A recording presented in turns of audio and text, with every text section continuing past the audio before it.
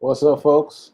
So it's Sunday. Happy Sunday. This is Living Life in Joy with Rev Melissa, except it's with Sekou because I am guest hosting. I'm going to put the sign back up. There we go. There's all the information. Living Life in Joy with Rev Melissa.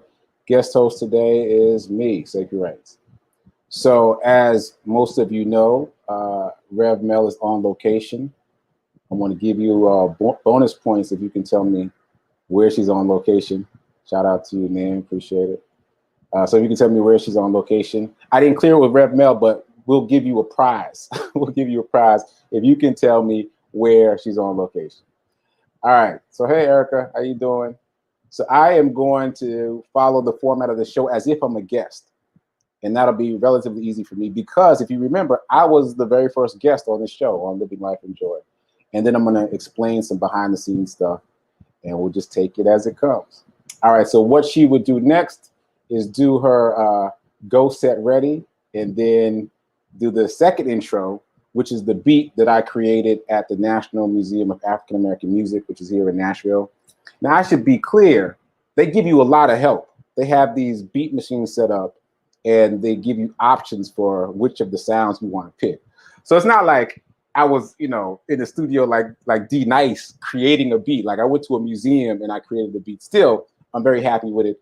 So this is me using my beat on my intro. So I'll see you in a second. Let's go, set, ready.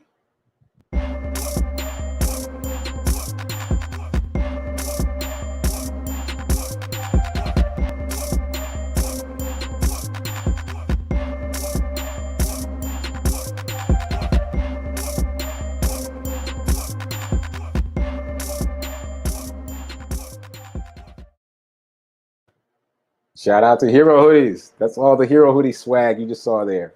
And as I am representing the Hero Hoodie swag, let me tell you something. The reason that I have the headphones on, usually, is so that you can't hear the ambient noise around me. Right now, what that means is you can't hear the fan that's set to 50 trillion right now because it's hot in this hoodie, but I got to be on brand.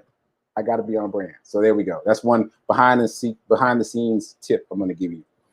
So, okay, so I'm the guest. And if I was the guest, she would ask me a couple of questions. First thing she would do is ask me to tell me about myself or to read my bio. So I'm going to read you the bio that's on Amazon.com. So if you go to Amazon.com and you find one of my books, my name is hyperlinked and you click it, this bio comes up. So I'm just going to read it. All right. So Sekou Writes has had way more than his fair share of lives as a professional creative. He has authored 3 books, 2 fiction, 1 non, been featured in a wide variety of anthologies, written a few regular columns, and even co-written and co-starred in an off-Broadway play. Probably what he's most known for is test driving exotic cars and writing about them. Yes, really. He has a couple of fancy sounding degrees, like a BA from Morehouse and an MFA in creative writing fiction. He also makes jewelry, bracelets mostly, which isn't as random as it sounds. Speaking of which, visit him online at SekouWrites.com. Now, isn't that a great bio? I can say that because I didn't write it. Somebody told me to go to Amazon and read my bio, and I was like, wow, that's an amazing bio. So shout out to Amazon. I don't know how you did that, but I appreciate it. Thanks for doing all the research about me. And that's a little bit about, who I am and what I do. And next, she would ask me to talk about how interconnecting all those various pieces of me. Erica's asking if there's other colors in the hoodie.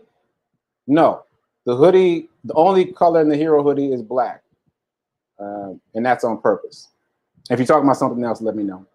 Anyway, she would ask me how I'm incorporating all these things. And I talked about that on her show. So I'm going to add that to the stream. For those of you that don't know, I have created a TikTok channel. Yeah, this is TikTok over here on the right. I'm going to make myself a little bit smaller so you can see it. This is TikTok. And I've been taking little 1-minute segments of what I talk about when I do these little pop-ins on SIP and putting them over here on TikTok. And they seem to be doing really well. And I'm going to play my response to the question about how I'm integrating things. So check this out. And make sure you guys can hear it. Okay, here we go. For most of my adult life, I've considered myself a jack of all trades, master of none. And I have been really annoyed with myself about starting something and then starting something else and then starting something else on top of that and something else. And so I have been mostly frustrated with myself about doing so many different things. And it's only recently when I finally begun to accept the different things that I do. And because of that acceptance, I feel like they are intertwining themselves and becoming a big thing that I can't quite see yet, but I have faith that they are all coming together into a big thing that is just beyond my vision. So that sense of faith is new. The pivot is the perspective. Like I am open to where this is leading me. For most. There we go. So everybody sounds epic when you add a soundtrack, right? That sounds super amazing. So speaking of my TikTok channel, I want to clarify something. I've been getting some shout outs for being in the New York Times. So let me just clarify what I meant when I posted this video. I think this was last night. So here we go. This is about the invisible gem. I am so grateful to be validated by the New York Times. I'm so grateful to be validated because to me, I just make stuff up. I just make stuff up. Some of you know that I do DoorDash deliveries. At each delivery, I will do something, some exercise. So that might be jump rope. That might be doing crunches in the car, putting the seat all the way back and doing crunches.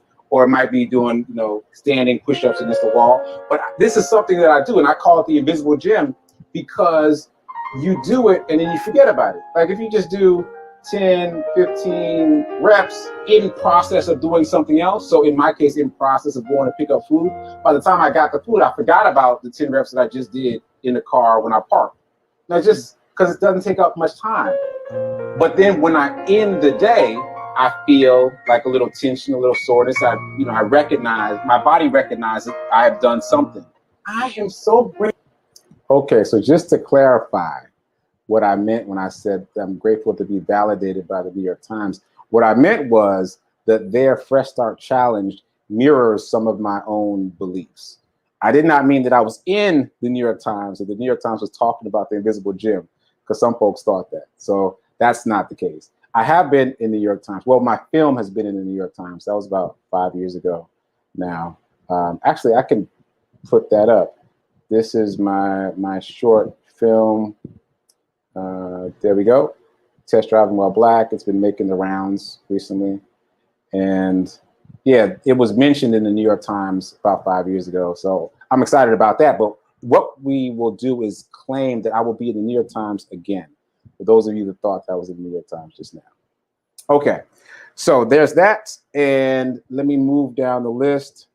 That's how I'm integrating all the parts of myself into one thing. It takes faith and it takes consistency, because my habit has not been to have faith that all the things that I do are coming together. So it is a daily exercise. It is a lot of practice. Hence the name of the show, Spirit in Practice. It takes a lot of practice to get your spirit in alignment with what's going on around you. And so that's been a serious practice for me. So that said, let's talk about the won't he do it. The won't he do it. So I'm actually going to do her little intro for this. Let me do her little sizzle intro for the won't he do it.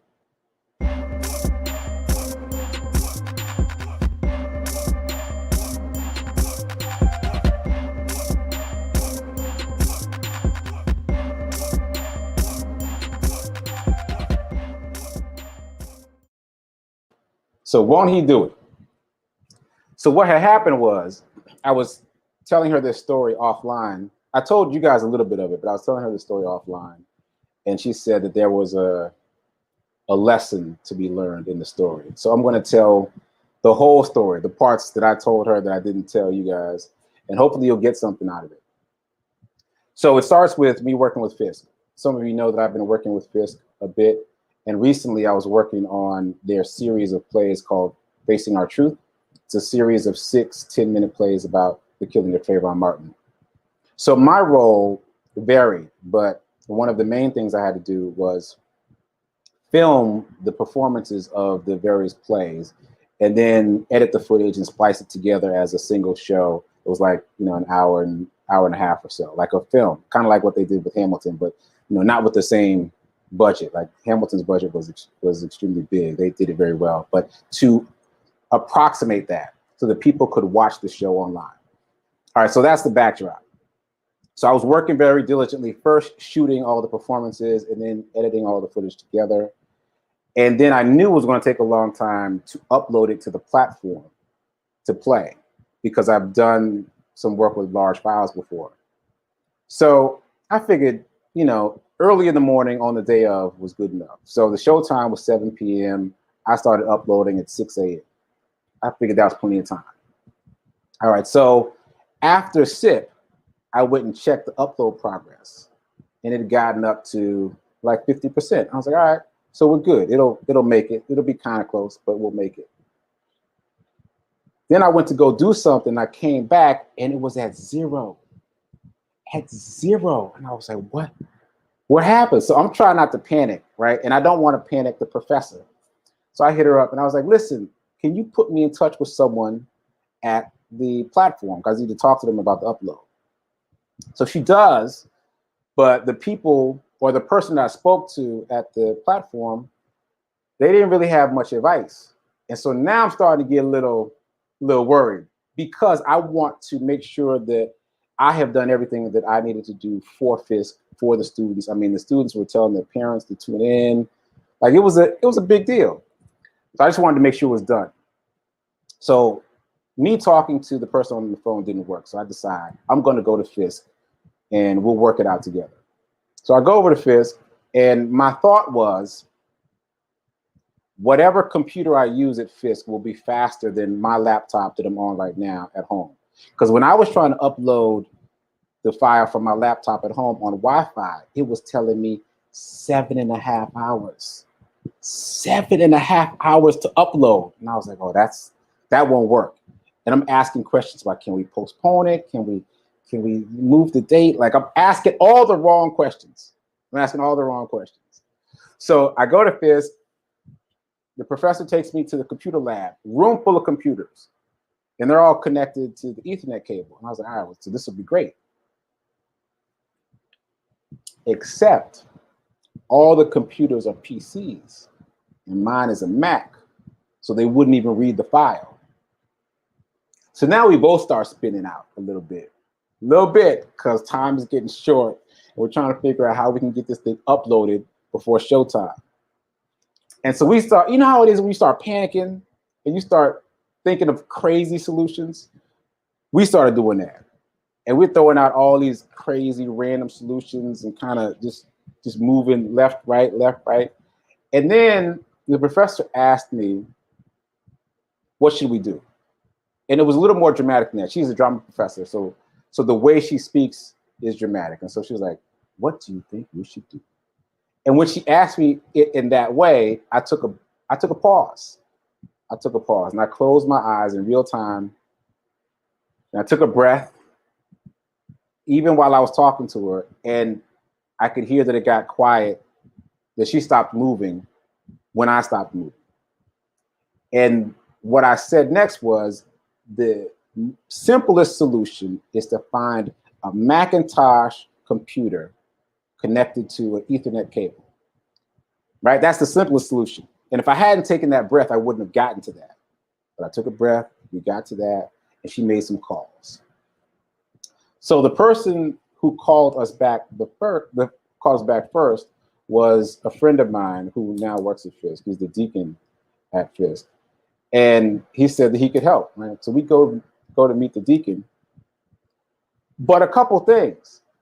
Number one, my friend's rhythm, his tempo, is very easy, laid back, super chill, right? And we are kind of feeling frantic at this point. We're like, we gotta go, we gotta move. And he's just kind of I can see him walking across campus from a distance. He's just kind of walking across campus, and we were like, "Woo!" Let me not speak for her. In my mind, I'm kind of freaking out. On surface, I look fine, but internally, I'm freaking out a little bit. So he gets to us, and then he says, "We're not going to go to the office. We're going to go to the chapel." I'm like, "All right." That I'm not sure that why that makes sense, but we do. We go into the chapel. And I see the computer desk. I see a computer desk because I haven't been in the chapel in a long time. But I see a computer desk, but it's empty. So I'm thinking, well, where's the computer? He says, "I'm gonna go get the computer." So I say, "Do you need help? Because I'm trying to move this along, right? I'm trying to move this along." He's like, "No, I got it." So he goes loping off, chilling. Then he comes back. He opens his door with a box, a computer box. I was like, "What? We gotta put the computer together? Like we on the clock. We gotta put it together." So my stress levels are very high at this point, and I'm paying attention to all the worst things, right? All the negative things about this situation. We got to put this computer box together. So he unboxes the computer and he's starting to put it together. And I'm talking about unwrapping wires, removing cellophane. It was crazy. And I'm looking at my watch like, wait, we gotta go. So I'm asking him now, "You need some help putting it together?" He's like, no, I got it. I'm like, "You sure? You sure I can't help you a little bit?" And we haven't seen each other in a while. So he's chit-chatting. He's talking about the good old days at Morehouse. And I'm like, "Whoo, yep, I remember that. But could you want to unravel that wire?" "Yep, right there, right." Right. So it was a stressful time. And I remember this one time specifically, he had the power cable in his hand. Power cable, we're almost done. And he starts talking to the professor about something with the power cable just hovering right here. And I'm like, "Oh, could you just put that, just plug that right? You sure you don't need no help?" Okay. Right. So anyway, what I want to do right now is pause to say, I am paying attention to. You should put in the chat what I'm paying attention to. Put in the chat what I'm paying attention to, because I'm paying attention to all the wrong things. I'm paying attention to the time it's taking to put the computer together, right? I'm paying attention to his tempo. I'm paying attention to the fact that he's reminiscing. I'm paying attention to all that stuff. But look at what I'm not paying attention to, though. Look at all the other things that are coming together, because in calamity, there's also calm, right? In calamity, there's also calm. So let me continue the story. So back to the story. He's putting it together. It's finally assembled. The power cable is plugged in, and I slide in there. I was like, let me ease in here, bro, because I couldn't let him continue to do the things because he was moving too slow. So like, let me ease in here, get this program set up. Let me upload this. All right, find the file, click, bing. I was like, is it broken? And he was like, "I think it's done, Sekou." I mean, seconds. I'm talking about seconds. Shoop, bing, green check mark, done. Now, I was hoping for a 3-hour upload time. I was not expecting a 6-second upload time. It was just done.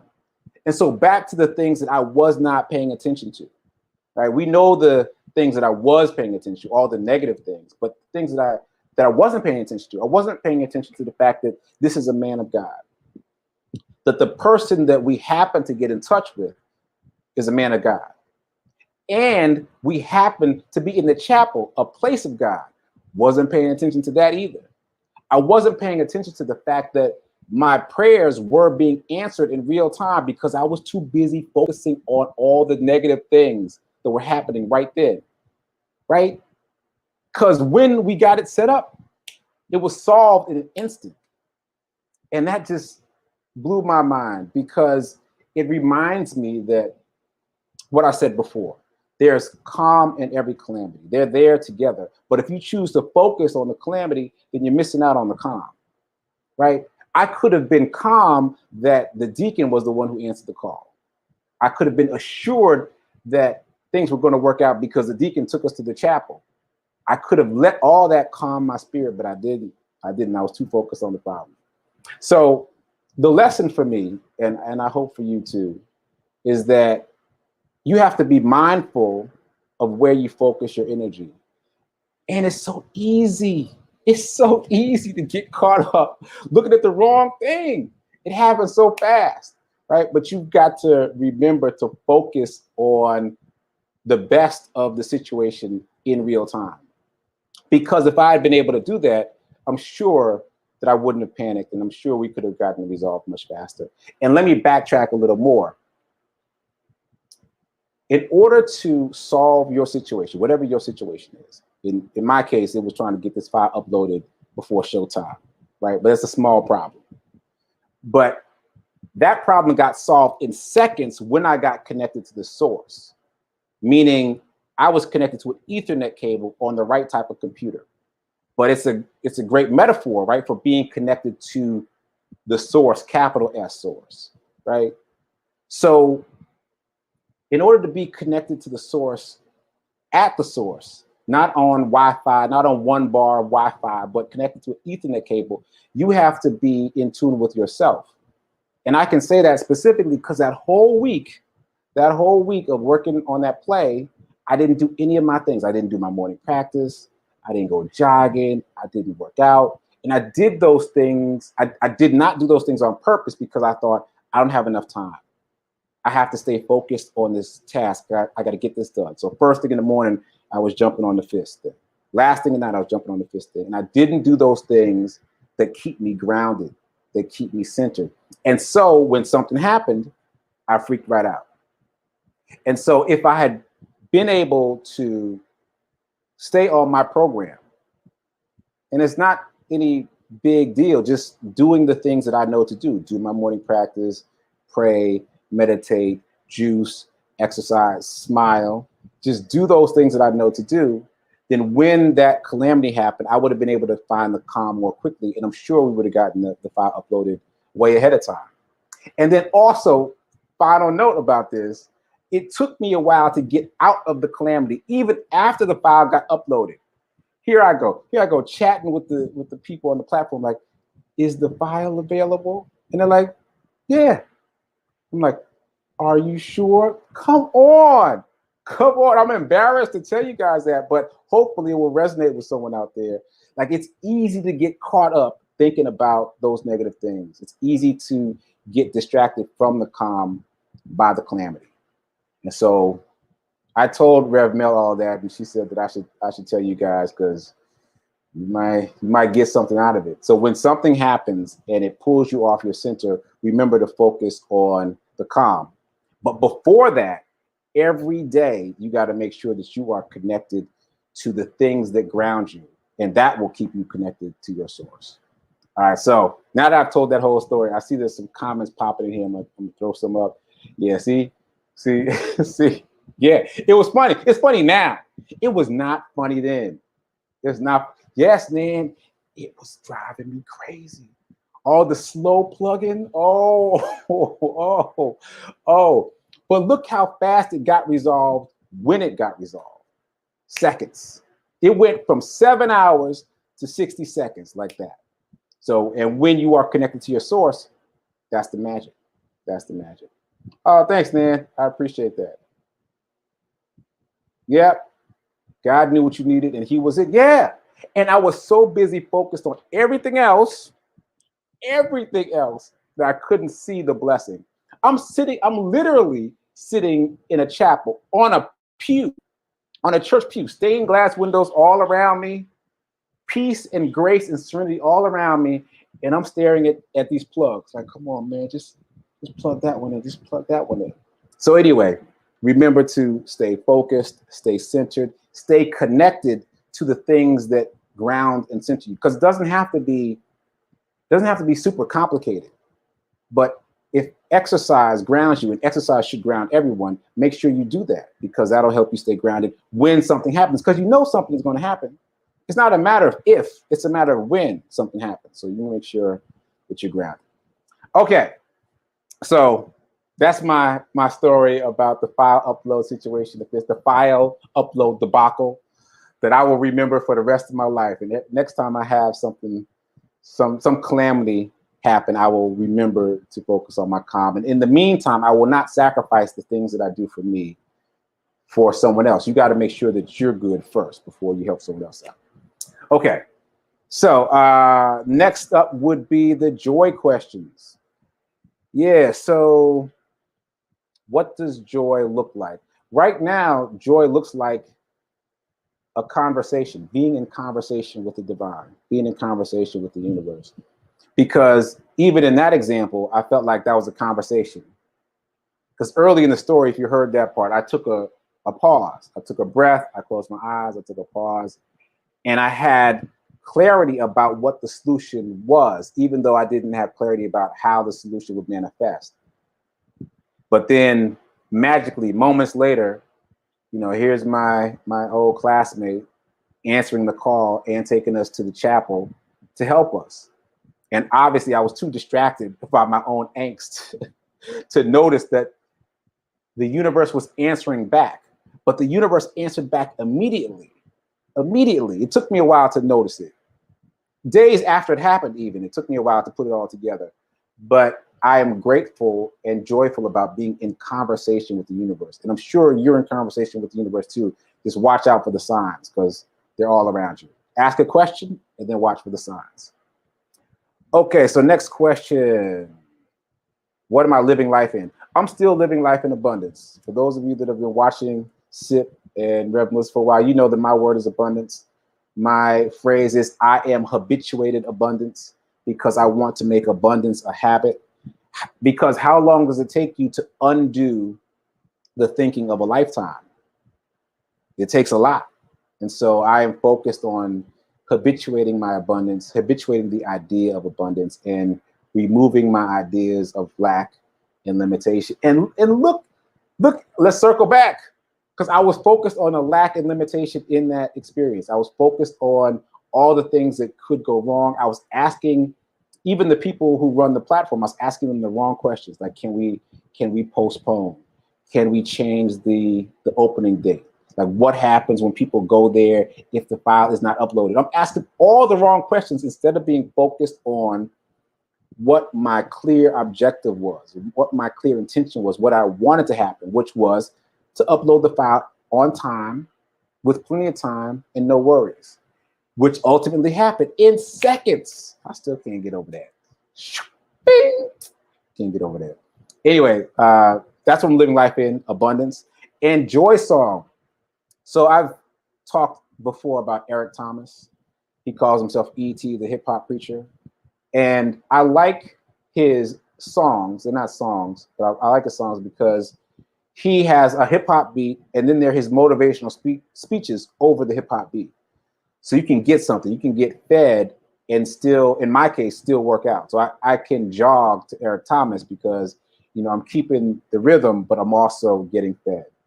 So I'm going to play his song, I Made My Mark, as the outro to this episode. And you can check it out. I'll play it in its entirety, and hopefully you'll enjoy it and get something out of it. And yeah, I think that's it. Oh, Joy News. So Joy News, real quick. For those of you that missed the intro, I do a lot of things. And that intro from Amazon.com was only some of the things that I do. So I'll throw a couple other things up there. These are two of my podcasts. There's the Sekou Writes podcast, where I talk about test driving cars and all the amazing, interesting things that have happened to me while I test drive cars. And I usually record that podcast inside of a car. So it's kind of like a podcast within a podcast. And my second podcast is Get Rich 101, in which I'm reading a book called The Science of Getting Rich by Wallace D. Wattles. It was written in 1910, but the knowledge is still very relevant. That one is being listened to, last time I checked, in 25 different countries. It's really blowing up. People are really interested in the science of getting rich. And it really is all about changing your thinking. And my story, my SIP really exhibits how easy it is to get trapped thinking about lack and limitation. So when you can focus on wealth as opposed to lack, that's how your finances change in real life. So I think that might be it. I think that might be it. I didn't get a chance to use this, so I'm just going to do this real quick. I created this because when you're watching Rev Mel and I'm doing the behind the scenes production, you don't really notice the delay because she's talking. But when it's just me, like I have to do all the things. And so I created this in case I needed a little extra space. And I didn't even get a chance to use it. So I'm just going to play a little snippet. This is my elevator music theme song.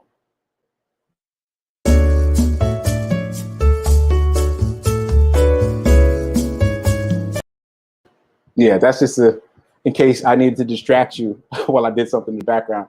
But I think I'm good. I think I did all the joy questions. I talked about my sip. I'm going to check out your comments in real time as soon as I end the episode. I couldn't do it all at the same time. But I hope you got something out of it. I definitely did.